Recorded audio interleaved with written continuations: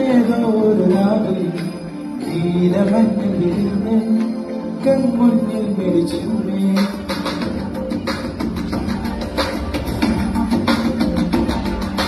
ചിന്തനെ കൂടെ അന്നേതോരു രാവിലെ നീലമഞ്ഞിൽ വിരിഞ്ഞ് കൺമുന്നിൽ മരിച്ചൂരേ.